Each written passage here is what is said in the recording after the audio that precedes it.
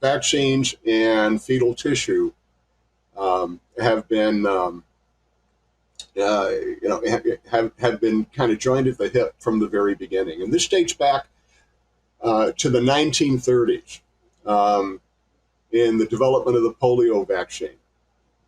Uh, the polio vaccine um, development happened in the mid to late 1930s. The Sabin vaccine was one of the first broad application vaccines that were developed. And polio was a particularly concerning disease. It was communicable. It also had impacts that were moderate to severe, and the severity of it was actually significant. So there was a great deal of interest on developing something that could be a prophylactic to poliomyelitis.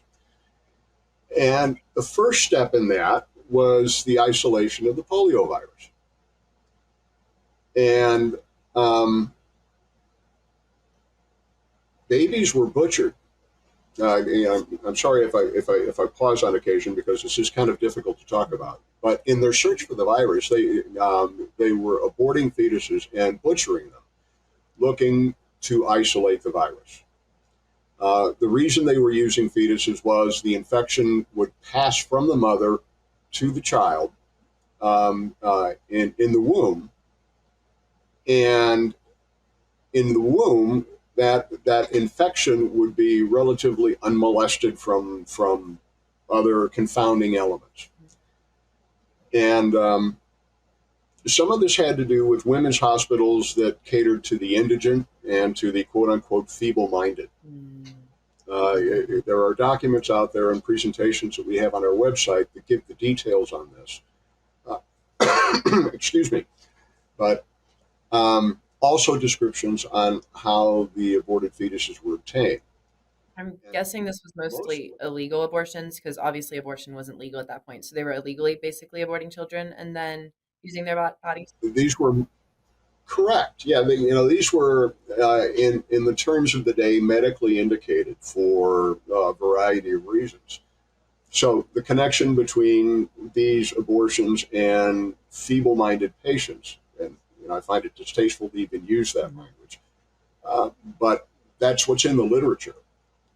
Um, was there was an official capacity associated with the ordering of those abortions, and most of the abortions were hysterotomies, a cesarean section.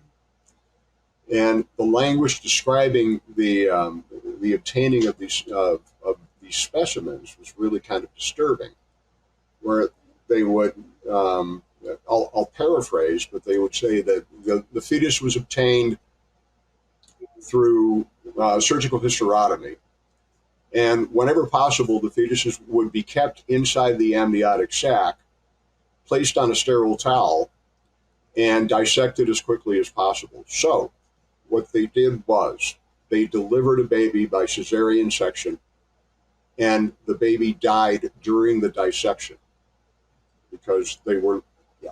That's Um, yeah. and that's why I say babies were butchered during this process, Mhm.